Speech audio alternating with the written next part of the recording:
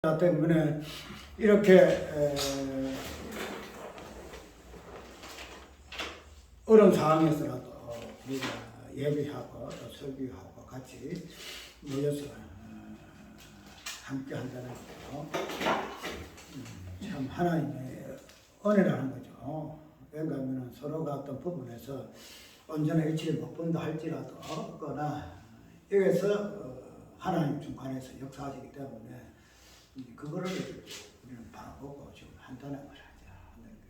오늘 오예배 이 부분은 오전에 못한 부분 잠깐 이어서 하고 그 다음에 제목이 뭐예요?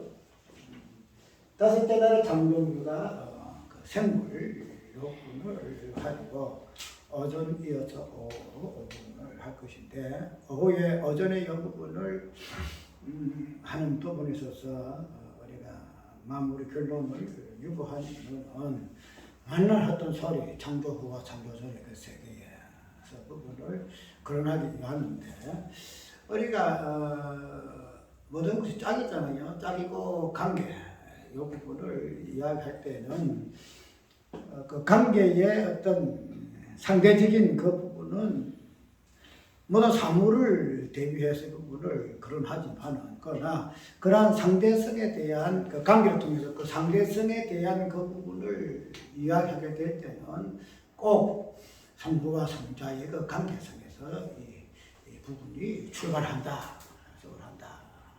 그걸 알게 되지게 되면은 저번에 그렇게 성경이 세울 수가 없어. 모든 것에 성부와 성자의 어떠함에서 나오는 것으로.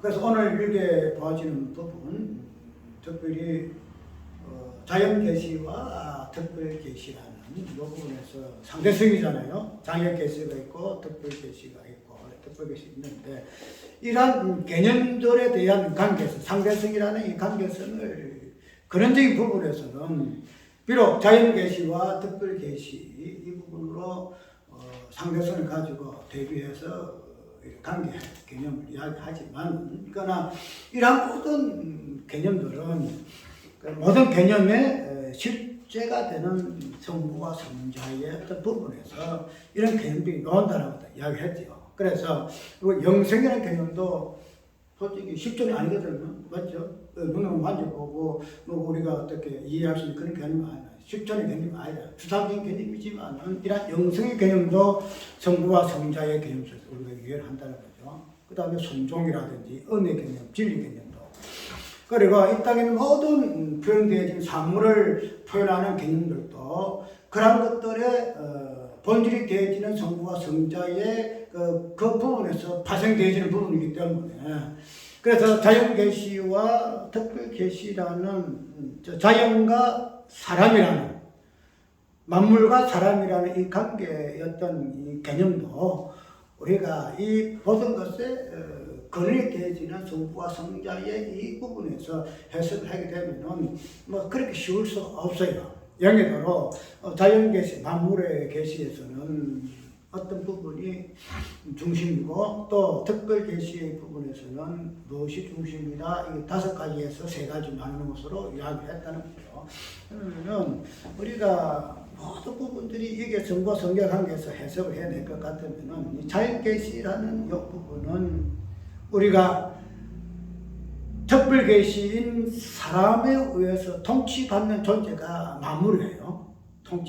통칭을 받고 또 사람이 정복해야 할 존재가 이 자연이라는 말이 만물이란 말이죠. 근데 그 만물에 이러한 언약의 복이 주어졌다 이 말이죠. 그러면은 우리가 하나님과 성부와 성자의 관계 속에서 이 부분을 대비를 해볼 것 같으면 성부의 입장에서 성자의 관계, 성자의 관계, 성부의 입장의 관계에서 볼 것 같으면 성자는 성부에게 어떻게 해야 돼요?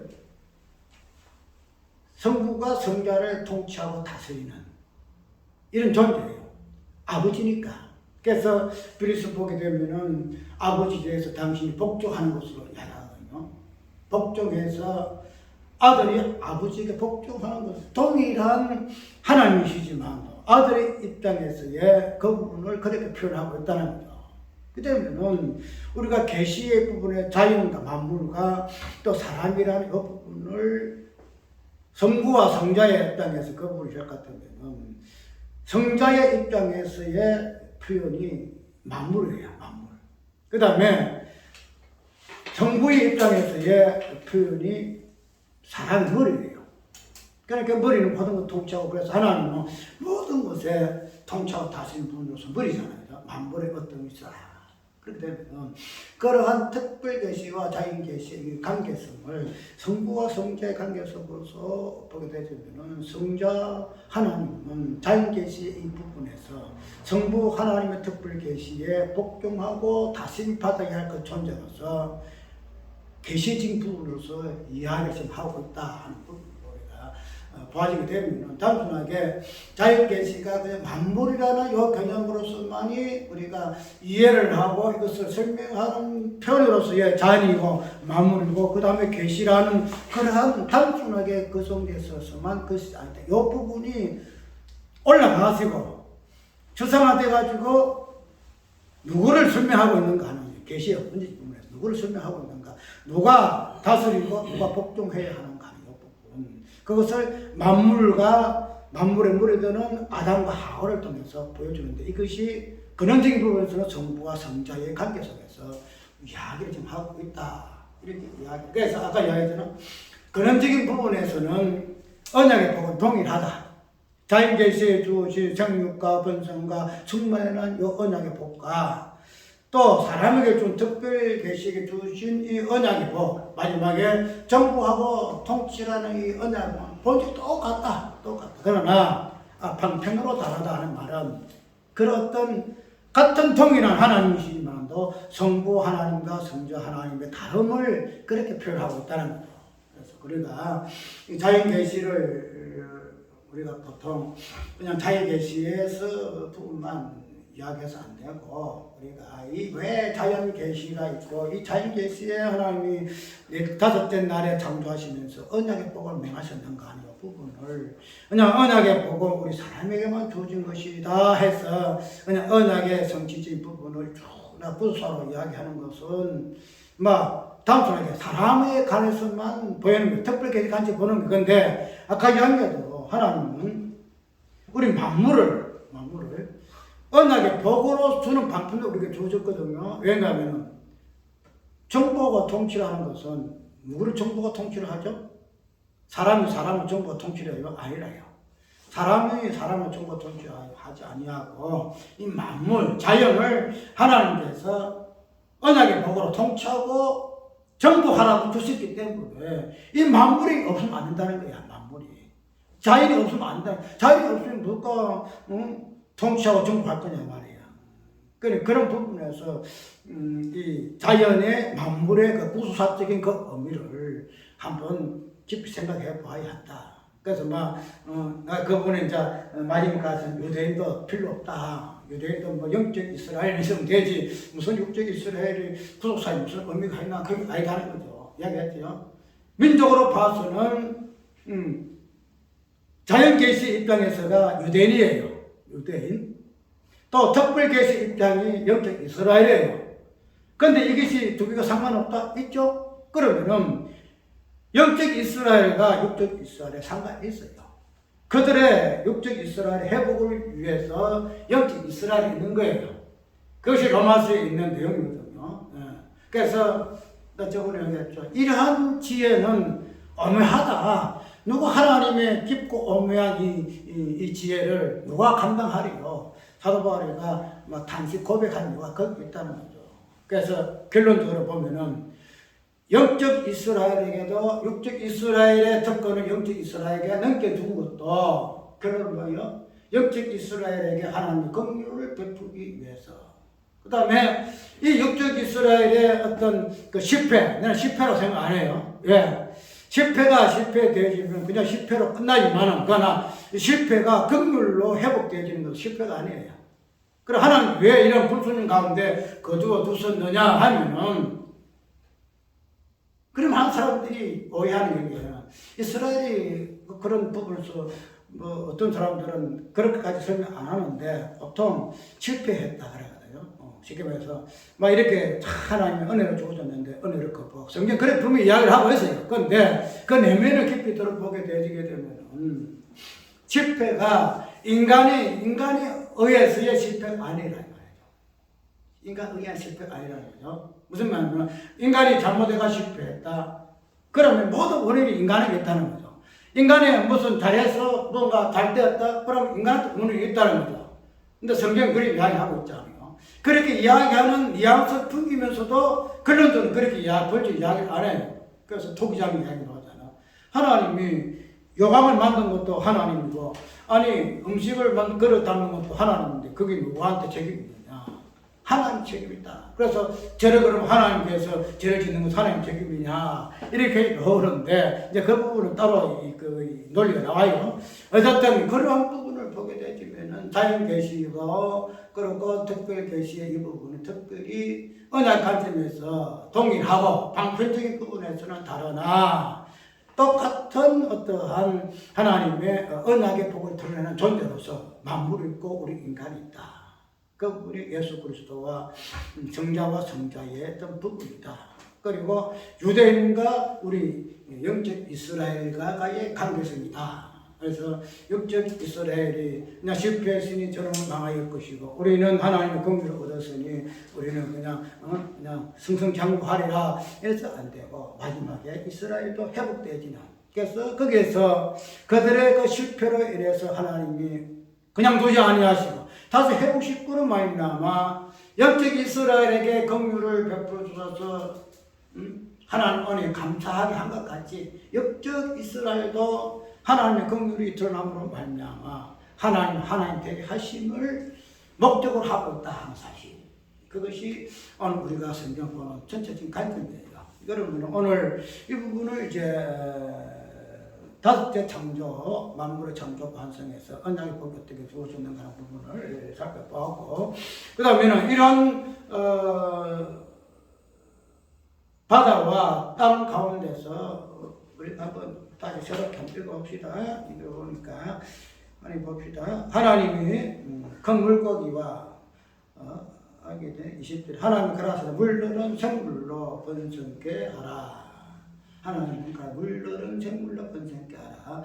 땅의 하늘의 궁창에는 새가 날아라 하시고 하나님이 큰 물고기와 물에서 번성하여 움직이는 모든 생물을 그 정류대로 날개 있는 모든 새를 정류대로 창조하시니 하나님이 보시기에 좋았더라. 이렇게 나오죠. 그런데 여기에서 이제 더 한번 살펴볼 부분은 뭔가 하면 여기 다섯 번째에 나오는 하나님 작용물은 바다와 땅에서 뭐가 나와요? 생물이 나오는 것으로 이야기하고 있죠. 성경 이야기해서 그래서 왜 하나님이 여기 바다와 또 땅이라는 우리가 땅과 바다의 부분은 세 번째에서 나왔죠. 그래서 무철 바닷물 한 곳으로 쭉 모으니까 그것이 묻이 되고 그 다음에 그 있는 곳을 바다가 물을 갖다 바다라 이래서 땅과 바다가 나뉘는 것으로 이야기가 되죠. 그래서 이게 다섯 번째에서 그러한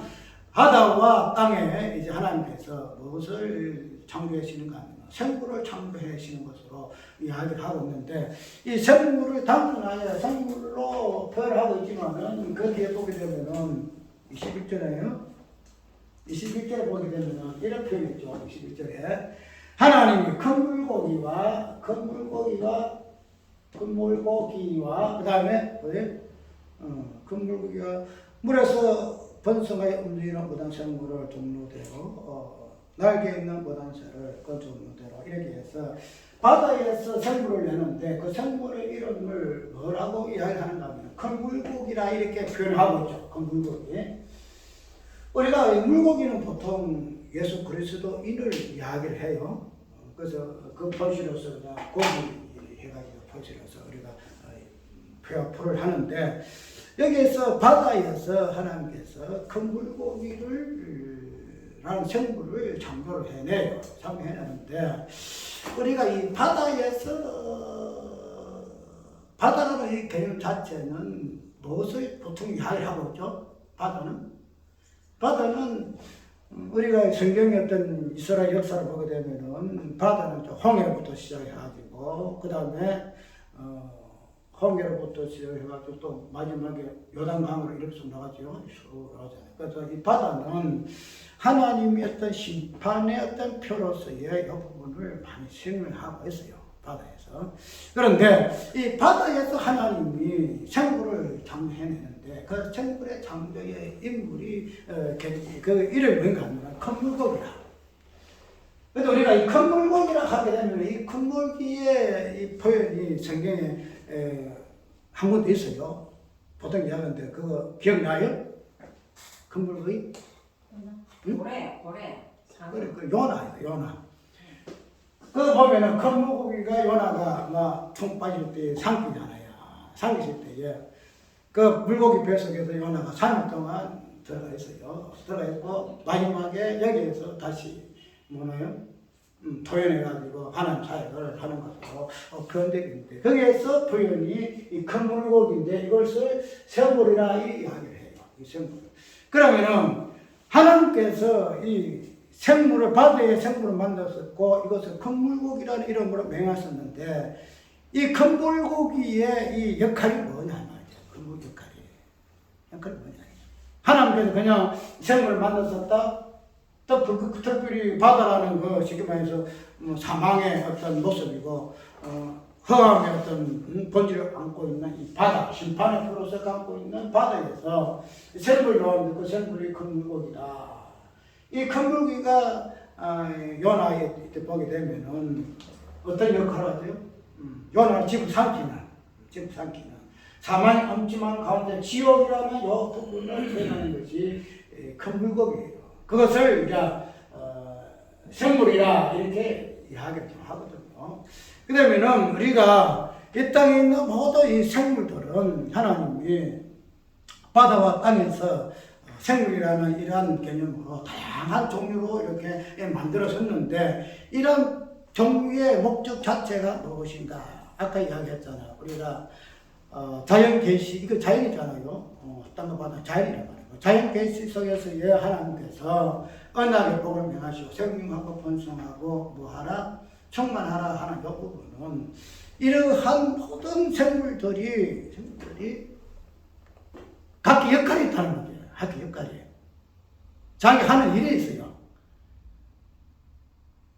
우리가 이 물고기를 생각하지만은 이 큰 물고기 대신에 또 예수님이 뭐예요? 성전세례 받을 때 어떻게 해요? 물고기를 가다, 야, 네가 물고기 한 잡아온나? 그 잡으면 뭐가 나온다? 뭐 돈이 나올 거야. 그 넣어가지고 어떻게 하라? 성전세례 받치라. 그러면은 바다에서 나오는 이 물고기, 이 부분은 하나님의 그 일하심, 하나님의 일하심의 그 방편들을 자기의 어떤 모습들을 통해서 역할을 해내는 것이 이 만물의 어떤 개체들의 목적이 되는 말이죠.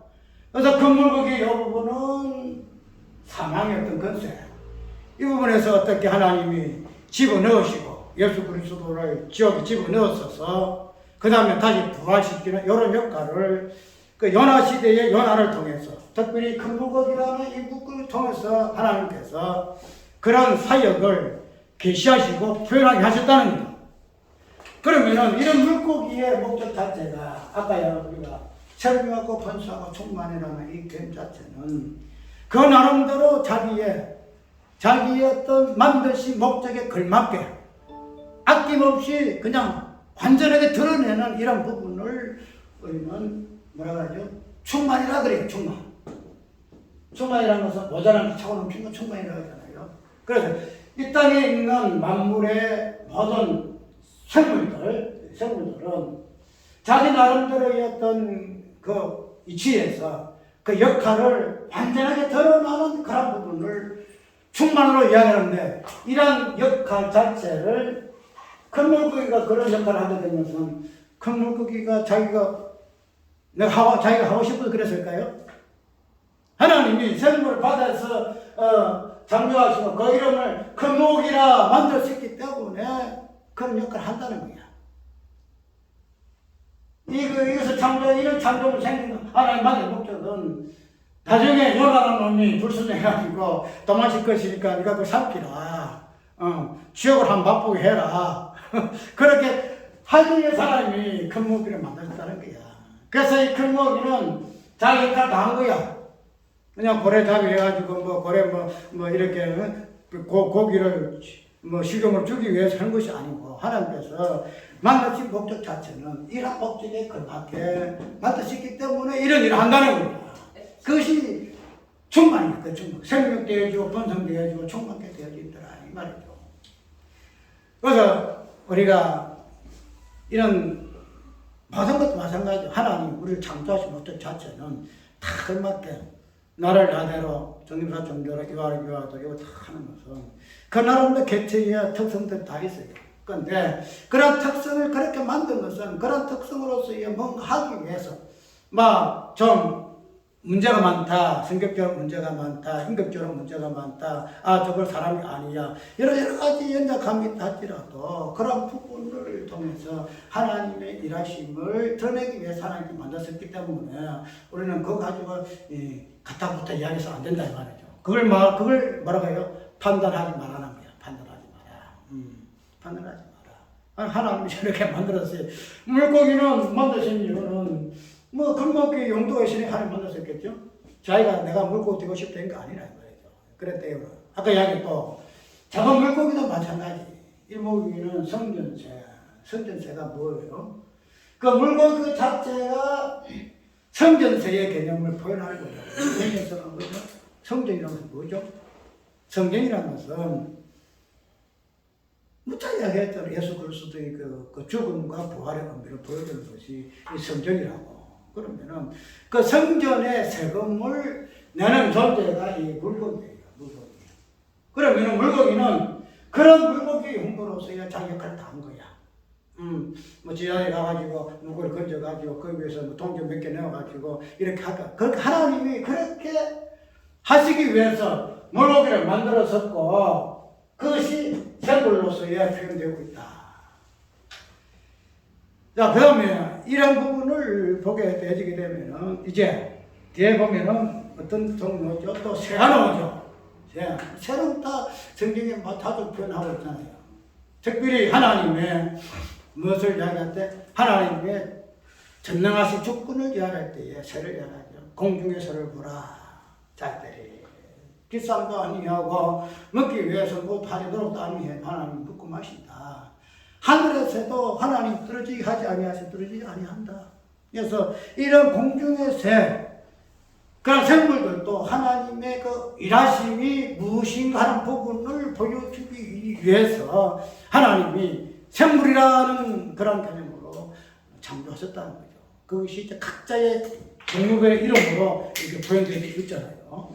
그래서 그렇게 되면은 우리가 오늘 5번째에 바다와 땅에서 나오는 이 생물들은 하나님의 그 일하심이 무엇인가 그런 것들을 표현을 하고 드러내는 계시의 수단이다. 계시의 수단이다.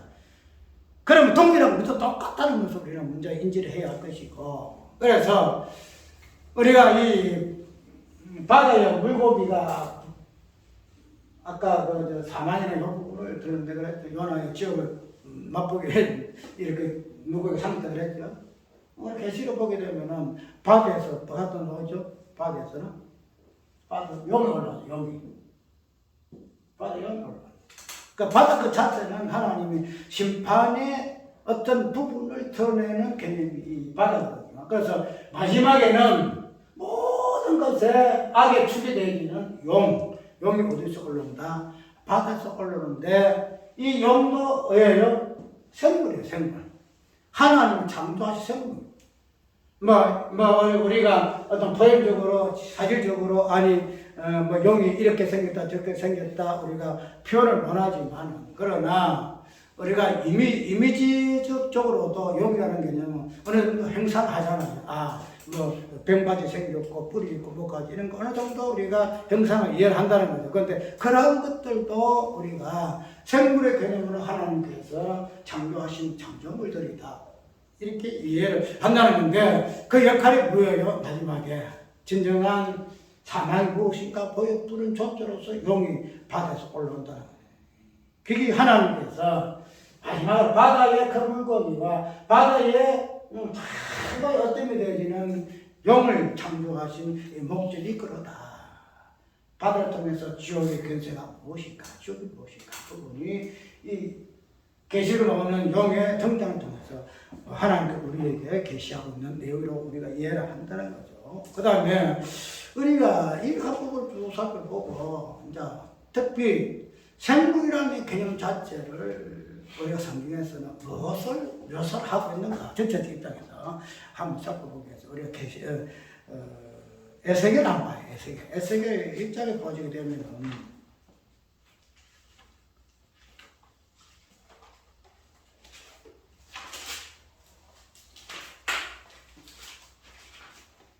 입장에 보시게 되면은 우리가 여기에서 생물의 개념이 다양하게 나와요. 여기 보면은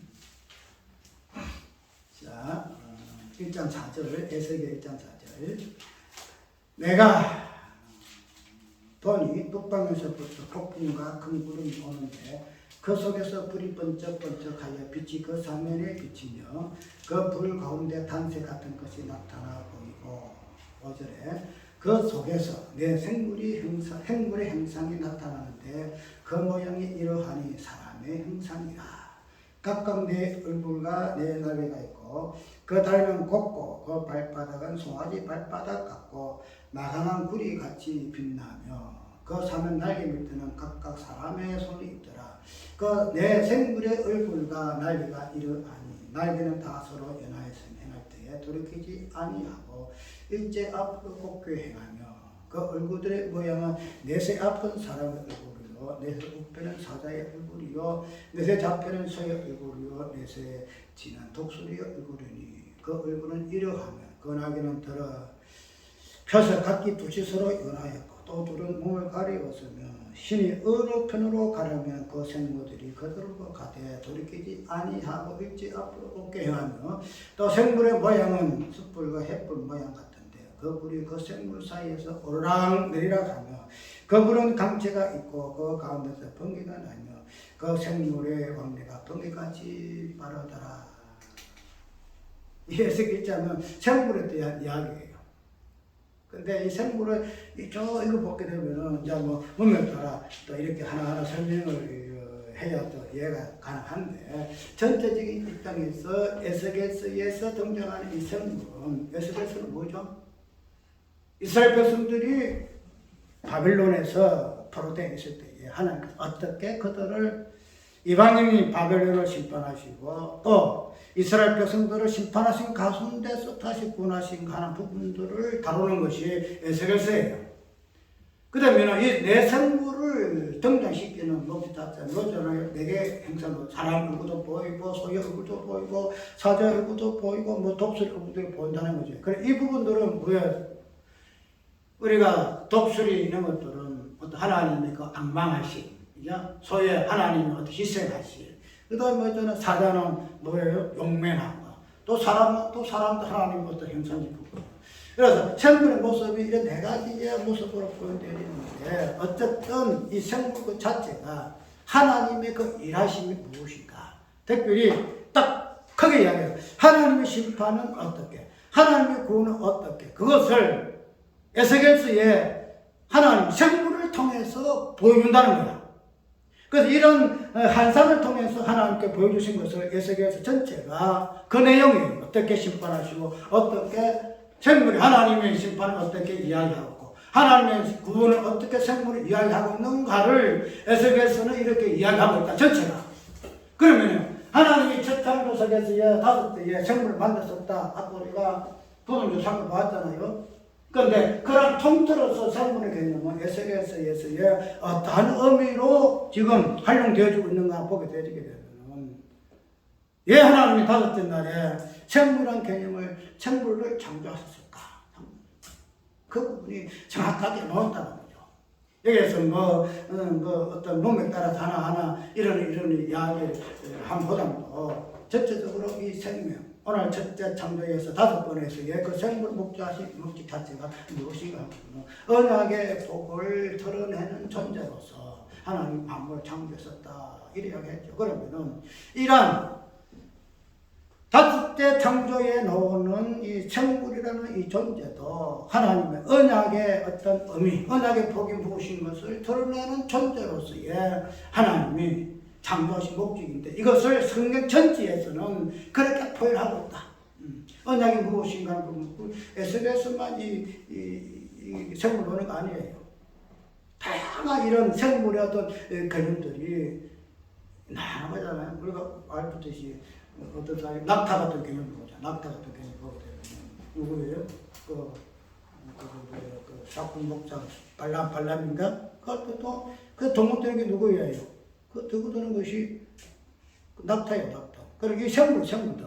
그 하나님은 이런 각각의 그 생물의 개체들을 통해서 그게 맞게, 역할에 맞게 하나님이 그들에게 언약의 복을 명하셨기 때문에 그들은 그런 언약의 복을 드러내는 존재로서 이 땅에서 만물을 존재하고 있다는 그것이 이 땅의 만물의 모습이에요. 만물의 모습.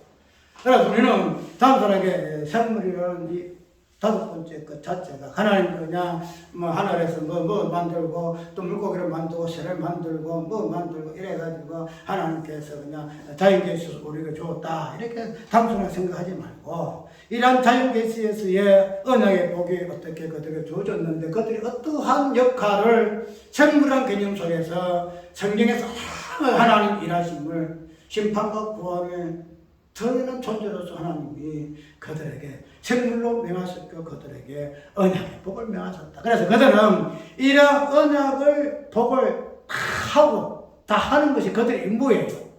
근데 그게 지금 세상이 어그러져 가지고 원하잖아요. 그걸 지금 만물 단식하는 거예요.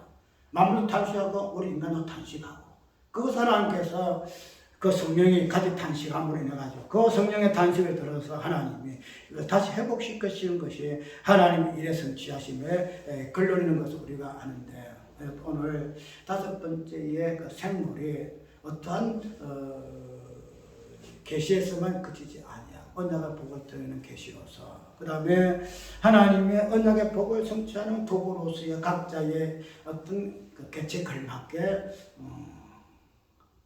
온전히 다 감당하는 그런 부분으로서 자연의 어떤 만물의 개념을 우리가 이해를 하고 그런 부분에서 또 그것을 하지 못함에 대해서 단식하고 있는 만물의 단식을 우리가 귀를 기울여야 될 것이고 그런 부분에서의 아까 이야기대로 성령의 그 단식이 중심이 되어서 그 단식을 하나님이 들으심으로 우리를 다시 회복시키는 그런 부분으로 언약을 완성해 나가는 하나님의 그 일하심, 어떠하심.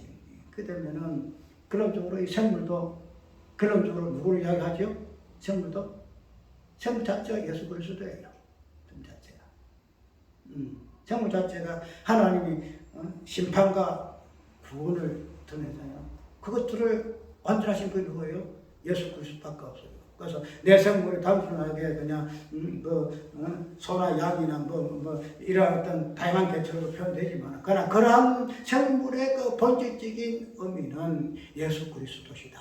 예수 그리스도만이 심판과 하나님의 구원을 드러내므로 하나님의 영광을 드러내는 분으로서의 예수 그리스도가 생물의 본질적인 부분이시다 사실을 우리가 그래서 모든 부분을 예수 그리스도로 정해요. 예수 그리스도.